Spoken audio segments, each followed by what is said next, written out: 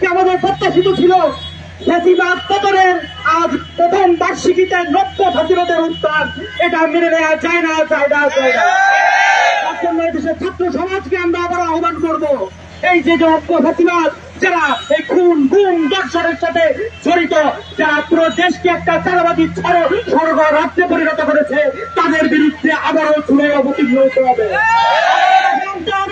আবার আন্দোলন সংগ্রাম করতে হবে। যতদিন পর্যন্ত এই বাংলার মাটি থেকে এই নব্য ফ্যাসিস্টরা যতদিন পর্যন্ত বিচারিত না হবে, কেউ দিল্লিতে পালিয়েছে আর কেউ সে লন্ডনেও পালাতে পারবে না ইনশাআল্লাহ। আমরা বলে দিতে চাই, এদেশের ছাত্র সমাজ এখন ঘুমিয়ে নেই, এদেশের প্রতিটি ছাত্র সমাজ এখন রাস্তায়। আজকের পরিস্থিতি দেখেন, ঢাকার প্রতিটা জায়গায় জায়গায় মিছিল হচ্ছে, প্রতিটি মানুষ রাস্তায় নেমে এসেছে। সে জুলাই নেমে যায় নাই, জুলাই চেতনা আমাদের কাছ থেকে হারিয়ে যায় নাই। তার জন্য আমরা সেই ফ্যাসিস্টদেরকে বলবো, নব্য ফ্যাসিস্টদেরকে বলবো, আপনারা ভুলে যেন না যে মানুষ ঘুমিয়ে পড়েছে, এদের ছাত্র সমাজ ঘুমিয়ে পড়েছে। এই ভুল আপনারা করবেন না। যদি এই ভুল করে থাকেন তাহলে এই দেশে আবার একটা 5ই আগস্ট তৈরি হবে। সেই 5ই আগস্টে আবার আপনারা এই দেশ থেকে বিদায় দেওয়াতে বাধ্য হবেন। সবাইকে আগামী আন্দোলন সংগ্রামে পাশে থাকার আহ্বান জানিয়ে আলোচনা শেষ করতে আমার কিনলেন। সংগ্রামী ছাত্রী বন্ধুগণ, এ পর্যায়ে আজকের প্রোগ্রামে প্রধান অতিথির বক্তব্য রাখবেন ইসলামী ছাত্র আন্দোলন বাংলাদেশের কেন্দ্রীয় অ্যাসিস্ট্যান্ট সেক্রেটারি জেনারেল ছাত্রনেতা ইমরান হোসেন নূর। বক্তব্য রাখবেন ছাত্রনেতা ইমরান হোসেন নূর।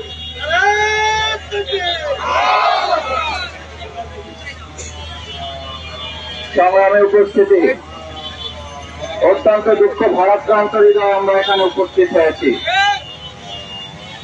আজকে 3 দিন পরে যে ঘটনা আমাদের সামনে মিডিয়ার কল্যাণে আমরা দেখতে পেয়েছি, একজন সুস্থ স্বাভাবিক বিবেক সম্পন্ন মানুষ এটা মেনে নিতে পারে না। বিক্রা ভাইরা, এক সাগর রক্তের বিনিময়ে এই দেশকে স্বাধীন করা হয়েছিল। সেই 1971 সাল থেকে আজকে 2025 সাল, 54 বছর হয়ে গিয়েছে। যেই লক্ষ্য এবং উদ্দেশ্যকে সামনে রেখে এদেশকে স্বাধীন করা হয়েছিল, আজও পর্যন্ত আমরা এই হতভাগা বাঙালি সেই স্বাধীনতার সুফল অর্জন করতে পারিনি। আমরা দেখেছি স্বাধীনতার পর থেকে একবার আওয়ামী লীগ ক্ষমতা এসেছে, একবার বিএনপি ক্ষমতা এসেছে, একবার জাতীয় পার্টি ক্ষমতা এসেছে, অনেক দল ক্ষমতা এসেছে, অনেক নেতা ক্ষমতা এসেছে, কিন্তু এদেশের মানুষের ভাগ্যের কোনো পরিবর্তন হয়নি। যারাই ক্ষমতা এসেছে তারা একবার চাঁদাবাজি, ধর্ষণ, টেন্ডারবাজি, দখলবাজিতে লিপ্ত করে এদেশের মানুষের জীবনকে নাবিশ্বাস করে হিসেবে তৈরি করেছে। জুলাই অভ্যুত্থান হয়েছে, আবারও বাংলাদেশের জনগণ 2000 শহীদ হলো, হাজার হাজার মানুষ আহত হলো। স্বপ্ন ছিল এই ফ্যাসিস্ট যেভাবে বাংলাদেশকে একটি নরকে পরিণত করেছিল, এই অবস্থা থেকে বাংলাদেশ পরিত্রাণ পাবে। কিন্তু আমরা 5 আগস্ট পরবর্তীতে 2-1 দিনের মধ্যেই দেখলাম আবার বাংলাদেশ চাঁদাবাজির স্বর্গরাজ্য হয়ে গিয়েছে, আবার বাংলাদেশ দখলবাজির স্বর্গরাজ্য হয়ে গিয়েছে, আবার বাংলাদেশ খুনের স্বর্গরাজ্য হয়েছে, আবার বাংলাদেশ খুনের স্বর্গরাজ্য হয়েছে। ঠিক কিনা ভাইরা আমার? এবং এই খুন, গুম, চাঁদাবাজি, টেন্ডারবাজি, দখলবাজির পিছনে একটা দলের নাম আমরা দেখতে পাই। সেই দলের নামটা কি ভাই? সেই দলের নামটা কি ভাই? 5 আগস্ট পরবর্তীতে আমরা ভেবেছিলাম দীর্ঘ 15 বছর এই বিএনপি নির্যাতিত হয়েছে, ঘর থেকে বের হতে পারে নাই, নেত্রীর বাড়ির সামনে থেকে বালু ট্রাক সরাতে পারে নাই, নেতাকে লন্ডন থেকে দেশে আনতে পারে নাই। বিএনপির এত বড় দুঃসাহস হয় কিভাবে বাংলাদেশের জনগণের বিরুদ্ধে দিয়েছে? বাংলাদেশের জনগণকে নির্যাতন শুরু করেছে, বাংলাদেশের ব্যবসায়ীদেরকে চাঁদাবাজি শুরু করেছে, বাংলাদেশের মানুষকে খুন শুরু করেছে, বাংলাদেশের মানুষকে গুম শুরু করেছে। আমার বোন আজকে বিএনপির কাছে নিরাপদ নয়, আমার পরিবার বিএনপির কাছে নিরাপদ নয়।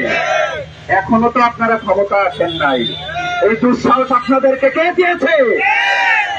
আমরা বলতে চাই, আমাদের নেতা মরহুম সাহেব বলেছিলেন, নৌকার ধানের শীষ 2 সাপের একই বিষ। আমরা দেখতে পাচ্ছি 15 বছর ধরে যে স্বৈরাচার জগদ্দল পাথরের মতো বাংলাদেশের মানুষের উপরে বসেছিল, আজকে আপনারা সেই স্বৈরাচার হওয়ার একটা পথে নেমেছেন, নির্লজ্জ নির্লক্ষায় নেমেছেন। আমরা বলতে চাই, আপনাদের উপরে, এই বিএনপির উপরে আওয়ামী লীগের প্রেতাত্মারা ভর করেছে, এই যুব দলের উপরে যুবলীগের প্রেতাত্মারা ভর করেছে, ছাত্র দলের উপরে ছাত্রলীগের প্রেতাত্মারা ভর করেছে, যার কারণে এই 15 বছর আওয়ামী লীগ যেভাবে বাংলাদেশের মানুষের উপরে কোন গুম নির্যাতন নিষ্পেষণ করেছে, বিএনপি আজকে সেটা শুরু করেছে। যুবলীগ যেটা করত, আজকে যুবদল সেটা করছে। ছাত্রলীগ যেটা করত, আজকে ছাত্রদল সেটা শুরু করেছে। আপনারা মনে করবেন এটা করে আপনারা পার পাবেন? জুলাই জনতা কি ঘুমিয়ে গিয়েছে? জুলাই জনতা কি ঘরে ফিরে গিয়েছে? আপনাদের বিরুদ্ধে সোচ্চার রয়েছে, চাঁদাবাজদের বিরুদ্ধে, দুর্নীতিবাজদের বিরুদ্ধে, টেন্ডারবাজদের বিরুদ্ধে জুলাই জনতা আবারও যদি প্রয়োজন হয় রাজপথে নামতে বাধ্য হবে। 16 বছর অনেক মেকানিজম করে আওয়ামী লীগ সব জায়গায় নিজেদের লোক সেট করেছিল, আপনাদের লোক এখনো সেট করতে পারেন নাই।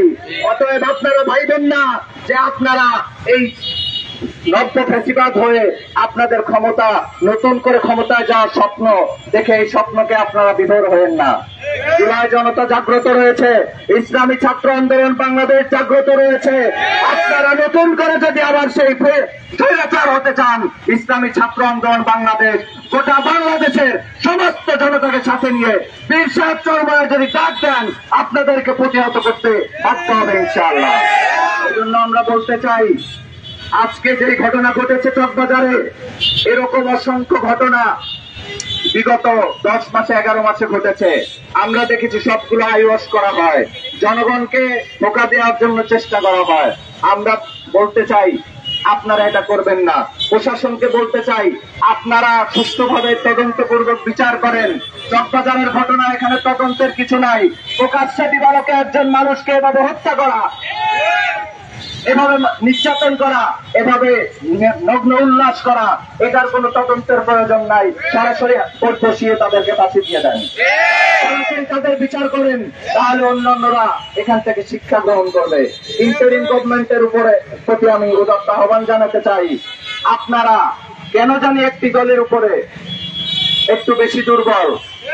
তারা নির্বাচন চাইলে আপনারা নির্বাচনে রাজি হয়ে যাচ্ছেন, তারা সংস্কার না চাইলে আপনারা সংস্কার বন্ধ করে দিচ্ছেন। আপনাদের এই জন্য জনতা 5 আগস্ট পরবর্তীতে ক্ষমতায় বসায় নাই। আপনারা যদি এই নব্য ফ্যাসিবাদের প্রতি দুর্বল হয়ে কোন ধরনের সিদ্ধান্ত, জনগণের বিরুদ্ধে কি অবস্থান নেন, আপনাদের পালানোর জায়গা খুঁজে পাবেন না। এই জন্য সবার প্রতি উদাত্ত আহ্বান রেখে সংশ্লিষ্ট সকলের প্রতি এই ঘটনার দ্রুত বিচারের জন্য দাবি জানিয়ে আজকের এই